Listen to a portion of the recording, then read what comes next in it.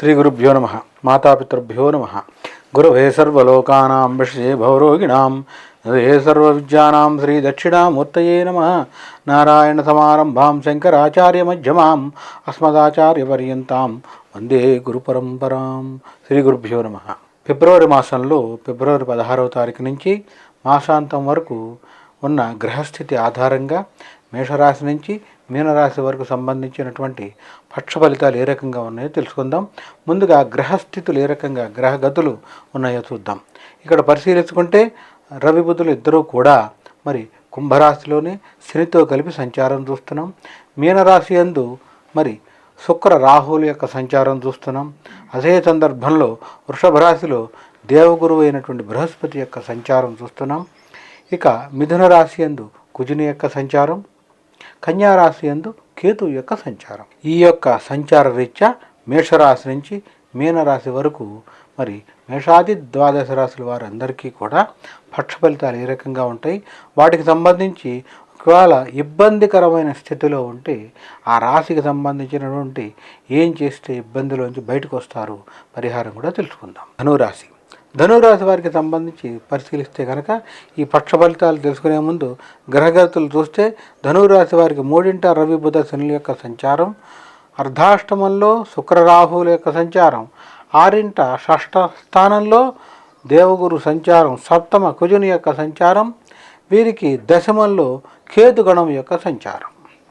ఈ రీత్యా ఉన్న గ్రహస్థితి ఆధారంగా మరి ధనురాశి వారికి సంబంధించి పరిశీలిస్తే కనుక వీరికి కొంత ఆకస్మిక ధనలాభం అని కూడా చెప్తాం. అంటే ఉదాహరణ ₹1,00,000 రావాల్సిన చోట 1,10,000, 1,25,000 కూడా రావచ్చు. ఇట్లా ఇది ఆకస్మిక ధనలాభం మరీ ముఖ్యంగా వ్యాపార రంగంలో ఉండేటువంటి వారికి కనబడుతుంది. అంతేకాకుండా ఇక్కడ పరిశీలిస్తే ఇతరత్ర అంటే భూ సంబంధ లాభం కానీ స్థిరాస్తికి సంబంధించిన లాభం కూడా కనబడుతుంది. ఇక ఈ ధనురాశి వాళ్ళు ఏదైనా కూడా వివాదాలకు కొంత దూరంగా ఉండటం మంచిదనే చెప్తాం. ఇతరత్ర స్త్రీ సంబంధ వ్యవహారాల్లో కూడా జాగ్రత్తగా ఉండటం చాలా అవసరం. ధనురాశిలో ఉండేటువంటి ఎవరైనా కూడా స్త్రీ మూలకంగా కొంత నష్టపోయే అవకాశం ఉంది. కాబట్టి స్త్రీలకు సంబంధంగా 1-2 సార్లు ఆలోచించి వారు మాట్లాడిన విషయాలు ఎంత మటుకు హేతుబద్ధం అనేది పరిశీలించుకుని మాత్రమే ముందడుగు వేయాల్సిన అవసరం అయితే ఖచ్చితంగా కనబడుతుంది. ఇక ఈ ధనురాశిలో ఉండేటువంటి విద్యార్థులు చదువుకు సంబంధించి ప్రత్యేక శ్రద్ధ అవసరం.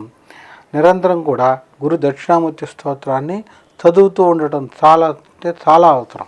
ధనురాశిలో ఉండేటువంటి వ్యాపారస్తులకైనా ఇతరత్ర కళారంగంలో ఉండేటువంటి వారికైనా కూడా ప్రోత్సాహం పూర్తి స్థాయిలో లభిస్తుందని చెప్పలేం, కానీ పర్వాలేదు అనిపించేట్టుగా ఉంటుంది.